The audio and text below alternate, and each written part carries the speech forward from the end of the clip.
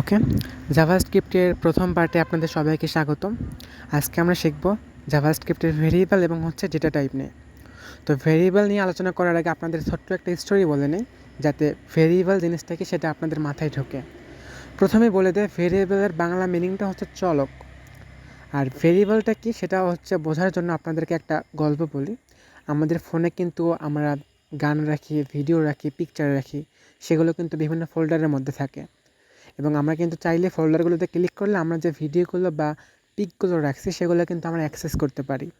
তো সেমভাবে ভেরিয়েবলের কাজও সেম। ভেরিয়েবলটাকে একটা ফোল্ডার ভাবতে পারেন, যেই ভেরিয়েবলের মধ্যে বা যেই ফোল্ডারের মধ্যে আমরা বিভিন্ন তথ্য রাখবো এবং আমাদের চাহিদা অনুযায়ী আমরা প্রোগ্রামিংয়ের কোডে যে কোনো জায়গায় সেটা ব্যবহার করতে পারবো। তো জাভাস্ক্রিপ্টে তিনভাবে ভেরিয়েবল ডিক্লেয়ার করা যায়। তো আমি তিনটে আইটেমে দেখাচ্ছি।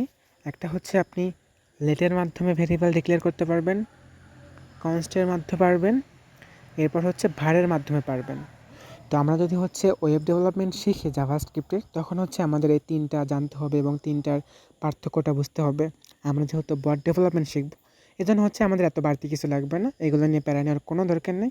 আমি আপনাদের সুবিধার জন্য এগুলো কেটে দিই। আমরা সব কিছু লেট দ্বারা করব। অর্থাৎ আপনি যখনই কোনো নতুন ভেরিয়েবল ক্রিয়েট করবেন, তখনই প্রথমে লেট লিখবেন। এরপর আপনার যে ভেরিয়েবল আছে সেটার নাম আপনি কী রাখতে চান সেটা এখানে দেবেন। তো ধরেন আমি একটা নাম লিখি এখানে, আমার ভেরিয়েবলের নামে আমি রাখলাম যে মাই নেম। এইখানে একটা জিনিস খেয়াল করেন, আমি যখন আমার ভেরিয়েবলের নামটা লিখলাম তখন কিন্তু প্রথমে আমি ছোটো হাতের অক্ষর দ্বারা শুরু করছি। আর এটা আপনারা যখনই কোনো ভেরিয়েবল নেবেন তখন আপনারা অবশ্যই প্রথম যে অক্ষরটা লিখবেন সেটা অবশ্যই যেন ছোটো হাতের হয়। এরপর আপনি চাইলে পরবর্তীতে এভাবে বড় হাতে লিখতে পারবেন। যেমন আমি মাই লেখার পর এনটা কিন্তু বড় হাতে লিখছি, এখানে কোনো সমস্যা হবে না। এই জিনিসটা মাথায় রাখবেন। তো আমি আপনাদের বোঝানোর জন্য আরেকটা সহজ উদাহরণ দিই। আচ্ছা, আমাদের ইসলাম ধর্ম অনুযায়ী কিন্তু যখন কোনো বাচ্চা জন্ম নেয় তখন কিন্তু আকিকা করে তার একটা নাম রাখা হয়। তো আপনাদের মনে রাখার কৌশলের জন্য আপনারা এই যে লেটটা আছে না, লেটটাকে একটা আকিকা ভাবতে পারেন। তো যখনই আপনি কোনো ভেরিয়েবল ক্রিয়েট করবেন তখন অবশ্যই তার একটা আকিকা করে নেবেন। আকিকা কিভাবে করবেন? প্রথমে লেট দেবেন, তারপর আপনি আপনার যে ভেরিয়েবল সেটার নামটা লিখবেন এখানে। তো যেমন আমি কিন্তু এই যে মাই নেম, এটার আকিকা করে নিয়েছে কি দিয়ে? লেট দ্বারা। তো অবশ্যই আমরা যে কোনো ভেরিয়েবল ডিক্লেয়ার করলে অবশ্যই লেট দ্বারা ডিক্লেয়ার করে নেব। তো এই জন্য এখন আমরা কোন ডেটা রাখার জন্য এখানে আমরা প্রথমে ইকুয়াল সাইন ইউজ করব, অর্থাৎ সমান সমান। এরপর আমি ধরেন এখানে আমার নাম লিখব। তো নাম লেখার জন্য কী করতে হবে? প্রথমে আপনাদের এই যে ইনভার্টেড কমা আছে না, এইটা দিতে হবে। এটা শুরু করতে হবে এবং শেষ করতে হবে। তো ধরেন আমার নাম আমি লিখলাম এখানে টিমেক্স অন, এটা লিখলাম আমি এখানে। আর এইখানে একটা কথা খেয়াল রাখবেন, আপনার যত লেখা আছে, বাংলা লেখা হোক বা ইংরেজি লেখা হোক, এরকম টাইপের যত লেখা হোক, এগুলোকে বলা স্ট্রিং ডেটা। অর্থাৎ স্ট্রিং মানে টেক্সট। আমরা যে দৈনন্দিন লেখাগুলো লিখি এগুলো স্ট্রিং। আর স্ট্রিং লেখার নিয়মটা কি? স্ট্রিংয়ের ডেটা টাইপটা আপনি যখন কোনো স্ট্রিং ভ্যালু লিখবেন তখন অবশ্যই এইভাবে ভেরিয়েবল ডিক্লেয়ার করার পর একটা ইনভার্টেড কমা দিবেন এবং সেই ইনভার্টেড কমার মধ্যে আপনার যে স্ট্রিং বা লেখাটা সেটা আপনি এখানে লিখে দেবেন। এরপর যখনই আপনি কোনো ভেরিয়েবল ডিক্লেয়ার করবেন অবশ্যই শেষে একটা সেমিকোলন দিয়ে এটা শেষ করে দেবেন। এতটুকুই। এরপর আমরা এখন দেখব যে কীভাবে আমরা নাম্বার টাইপের ডেটাগুলো ইনপুট করব বা নাম্বার টাইপের ডেটাগুলো টাইপ করব।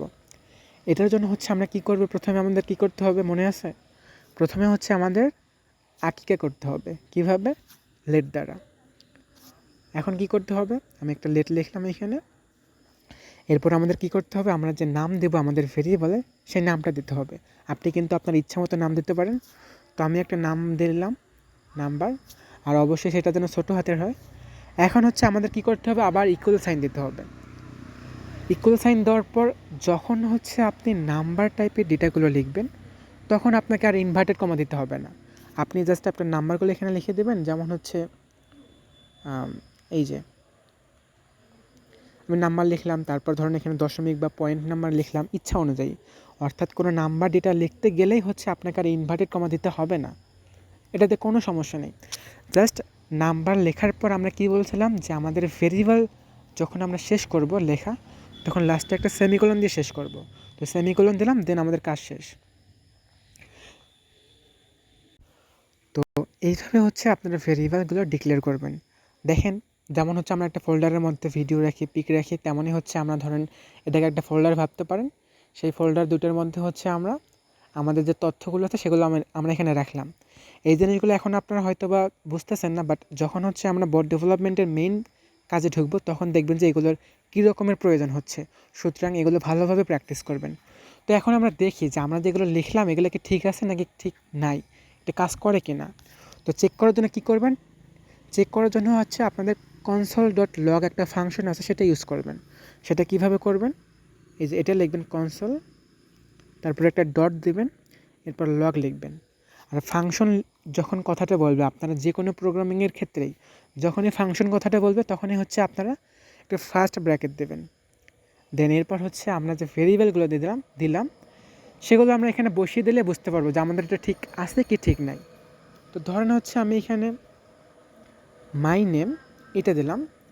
দেন হচ্ছে আমাদের একটা কথা মনে আছে, ওই যে আমরা কিন্তু বলছিলাম যে যখনই আমরা কোনো একটা কোড শেষ করব তখনই লাস্টে কী করতে হবে, একটা সেমিকোলন দিতে হবে। তো সেমিকোলন দিয়ে দিলাম। এরপর যদি হচ্ছে আমি প্লে করি তাহলে দেখেন, সরি এইখানে হচ্ছে আনএক্সপেক্টেড সিনট্যাক্স এরর, সরি আমি এখানে ভুলে প্লাস দিয়ে ফেলছি, এটা আমি খেয়াল করে নেই। ওকে, এখানে ইকুয়াল হবে। দেন দেখেন এখন যদি আমি এটা প্লে করি, আমি এটা কেটে দিচ্ছি। এই যে দেখেন এখানে কিন্তু TMX1337 এটা চলে আসছে। আপনারা এটা ঠিক করে নিন। এই যে এখানে হচ্ছে ইকুয়াল সাইন দিতে হবে, আমি ভুলেতে এটা প্লাস দিয়ে ফেলছিলাম। তো এইভাবে হচ্ছে আপনারা ডেটা টাইপ করবেন। তো সেমভাবে ধরেন হচ্ছে আপনি এখন নাম্বারটা দেখতে চাচ্ছেন যে এটা ঠিক আছে কি না, আবার কী করবেন, console.log, দেন ফাংশন দিতে হবে। এরপর হচ্ছে আপনি যে নামে ভেরিয়েবলটা দিছেন সেটাকে এখানে কল করলেই হচ্ছে আপনি এটার আউটপুট দেখতে পারবেন। তো লাস্টে সেমিকোলন দিলাম। দেন হচ্ছে যদি প্লে করি তাহলে দেখেন এই যে এটা চলে আসছে। তো আপাতত হচ্ছে আপনারা আজকে এতটুকু পর্যন্ত শিখে রাখেন, কারণ একদিনে বেশি চাপ দিলে যারা বিগিনার আছেন তারা অনেকে এটা বুঝবেন না। আমরা প্রথমে হচ্ছে আমাদের বেসিকগুলো ক্লিয়ার করে নিই, দেন পরবর্তীতে আস্তে আস্তে আমরা একদিনে 2-3টে করে ভিডিও আপলোড করব। দেন একদিনে আপনারা অনেকগুলো করে শিখতে পারবেন।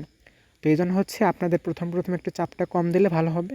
এজন্য আমরা আস্তে আস্তে আর কি এই বেসিক আইডিয়াটুকু শিখে রাখি।